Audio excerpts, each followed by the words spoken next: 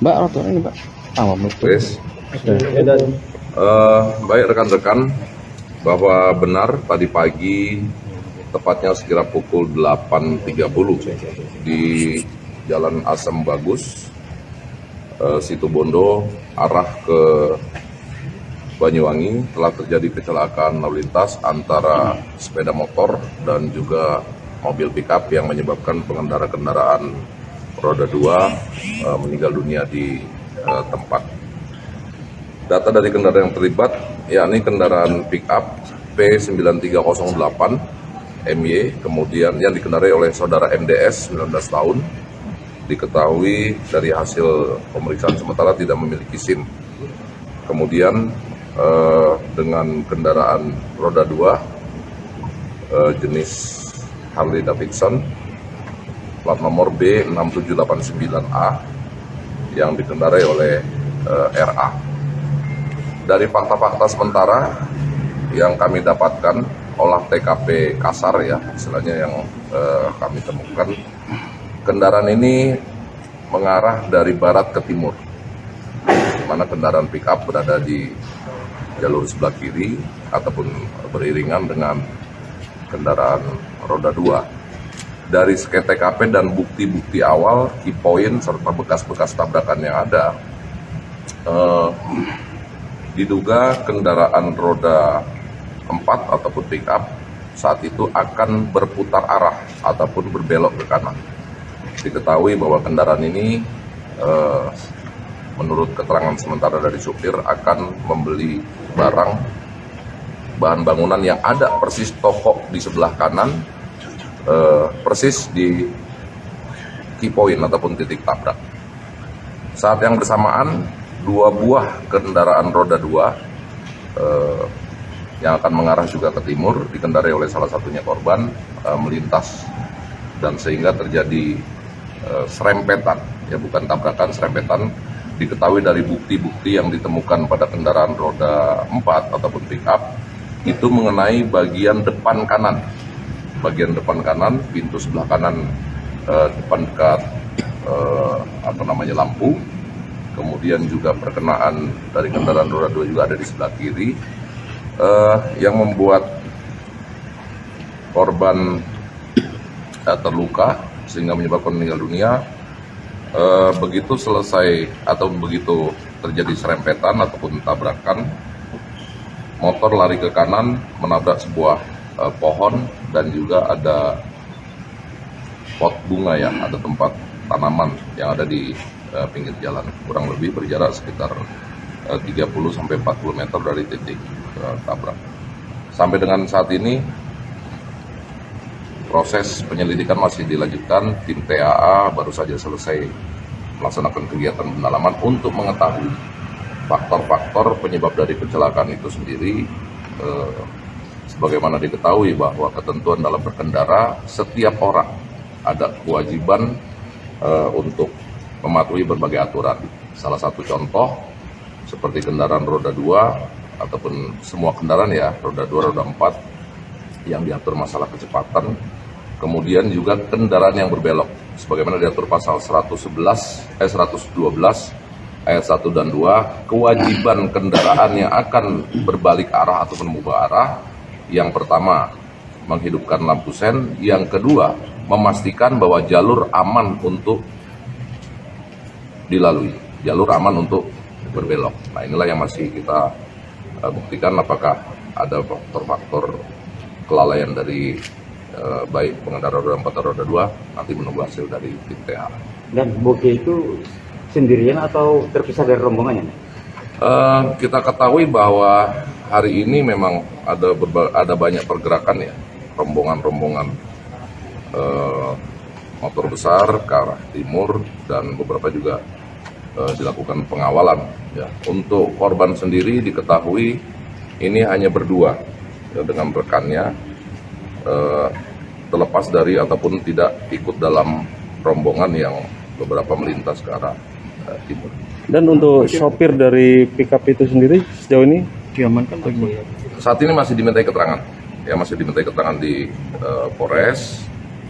Yang baru diketahui bahwa hasil interogasi pengakuan yang bersangkutan memang akan berbelok untuk berbelanja. Jadi sempat ke kiri ya. Untuk jalan sendiri cukup lebar. Dari olah TKP lebar jalan itu 11 meter. Ya, jadi sempat ke kiri, kemudian mau berputar ataupun berbelok ke kanan yang persis memang di sebelah kanan itu di TKP ada toko bangunan. Cocok dengan keterangan dari supir bahwa memang akan berbelok ke kanan. Nah, bersamaan ada kendaraan roda 2 yang memang melintas searah ke arah timur. Statusnya itu masih saksi ya? Sennya dinyalakan Iya. apa enggak? Pengakuan sih katanya ngidupin sen katanya, ya. Tapi tentu ini nanti akan dibuktikan lebih lanjut. Kembali sebagaimana diatur dalam ketentuan Undang-Undang 22 2009. Ya, untuk berbelok itu ada beberapa ketentuan. Ini juga edukasi untuk masyarakat ya. Selain menghidupkan sen, juga dia harus memastikan bahwa jalur aman untuk dilewati karena prioritas jalan tentu ada aturannya. Posisi mobilnya di sebelah kiri atau di jalur kiri apa kan? Jalur kiri. Jalur kiri ya? Ya. Kalau kiri Maksudnya gimana? di kirinya pickup Oh, mobil di kanan, motor di kanan. Oh, di belakang. Ya, motor di kanan, mobil akan berbelok. Ya. untuk kecepatan mungkin Untuk kecepatan mungkin nanti akan dibuktikan hasil dari TAA. Kita baru akan melihat di sana setelah nanti ada bekas-bekas goresan yang terlihat, tentunya dengan teknologi yang kita miliki nanti bisa menghitung ada perbandingan antara bobot kendaraan, kemudian bekas goresan di jalan. Ini yang nanti akan kita lakukan. Sementara memang tidak ditemukan ada bekas pengereman, yang artinya dimungkinkan ini bersamaan. Ya, tidak ada. Kalau misalnya memang mobil dari jauh sudah belok, tentu akan ada upaya pengereman. Ya, tapi ini tidak ada sama sekali. Kemungkinan sementara supir terkaget, pengendara motor terkaget, berupaya menghindari mobil yang mendadak berbelok. Oleh karenanya titik perkenanya pun hanya ada di depan. Jadi bukan motor nabrak mobil. Ya, kalau motor nabrak mobil berarti bagian belakang, tapi perkenanya bagian depan dari kendaraan pick-up. Bisa dikatakan mobilnya itu keluar dari jalur nggak? Dari seket TKP ini masih berada di jalur yang bersangkutan, ya, tidak sampai melintasi marka tengah, ya, batas. Ya, ini key pointnya tidak berada di tengah. Itu juga dibuktikan ada bekas goresan motor yang terjatuh di aspal, itu berada di jalur kiri, tidak melintasi marka tengah. Jadi memang dua-duanya berada di jalur yang peruntukannya. Dan keterangan dari rekan korban yang beriringan itu kedapatan berapa kilometer per jam untuk rekannya, keterangan rekannya? Pengakuan sih tidak terlalu cepat ya, karena memang dia tidak, mereka ini berdua tidak dalam ikatan rombongan, dia tidak dikawal ataupun tidak dalam ikatan rombongan, dan memang pengakuan dari rekan korban, permintaan dari temannya pengennya santai-santai, ya, pengen mengarah ke timur, santai-santai saja, nggak perlu cepat-cepat, makanya mereka tidak bergabung dalam rombongan besar. Korban mengalami luka di mana korbannya? Berapa saksi yang diminta keterangan? Sementara baru baru supir pick up dan pengendara temannya. Komandan, itu keterangan saksi teman si Mugi tadi itu memang berangkat dari mana dia? Dari Surabaya atau ada titik khusus dia berangkat di dekat Situbondo itu? Ini yang masih kita termasuk tujuannya kemana pun masih kita. Hanya tadi mengatakan permintaannya dari rekannya, permintaan dari korban, memang tidak mau bergabung dengan rombongan besar, kepingin santai-santai. Soal status Muginya itu sendiri, Komandan, berkas-berkas surat dan kelengkapan seperti itu. Cek langsung sesuai dengan plat nomor ataupun DNKB yang tertera di kendaraan B6789A terdaftar di Polda Metro Jaya. Kita termasuk bisa dicek juga di di ERI.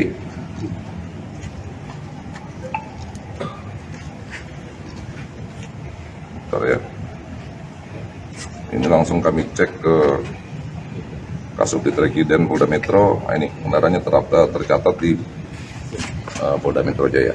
Atas nama itu Sudah kita cocokkan.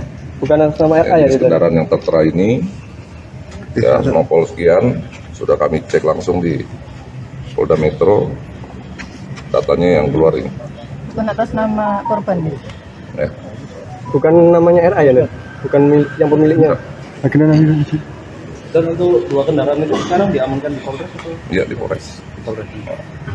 Kalau aturannya Pak, untuk motor cc besar itu perlu pengawalan apa enggak Pak, kalau di jalan raya? Secara aturan? Secara aturan tidak ada kewajiban untuk pengawalan, tapi masyarakat banyak yang meminta kepada kami dan itu merupakan bagian dari pelayanan. Pengawalan sendiri esensinya adalah memberikan jaminan keselamatan bagi objek yang dikawal, termasuk menginformasikan kepada seluruh petugas yang ada di lapangan untuk mengantisipasi sekiranya ada rombongan yang akan dikawal. Ini esensi dari pengawalan. Jadi ada pendapat yang mengatakan ini tidak perlu dikawal dan lain sebagainya. Sah-sah saja. Semua masyarakat apapun kegiatannya boleh minta pengawalan kepada petugas kepolisian. Kita akan memberikan pelayanan pengawalan. Tentu pada saat dikawal petugas yang mengawal menginformasikan kepada jajaran baik rute, jumlah yang dikawal, termasuk juga informasi kepada masyarakat ya dengan menggunakan alut ataupun sarana yang ada di kendaraan kami berupa sirine dan sebagainya. Ini juga memberitahukan pengguna jalan lain bahwa ada objek yang sedang dikawal. Pak, untuk jalur sendiri Pak, untuk lajurnya sendiri ada perbedaan enggak meskipun dia roda 2 tapi cc besar? Itu tetap di kiri atau di kanan? Undang-undang kita mengatakan bahwa roda 2 tetap berada di jalur arteri. Ya, masalah dia mau harus jalur kiri kanan itu situasional sesuai dengan kebutuhan ataupun dengan situasi di lapangan.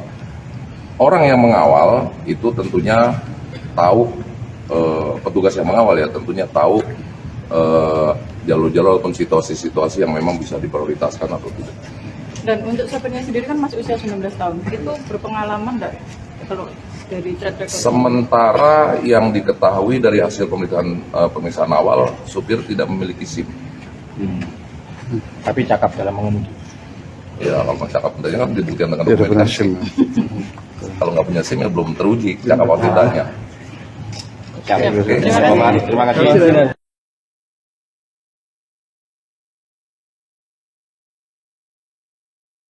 Download Tribun X sekarang, menghadirkan lokal menjadi Indonesia.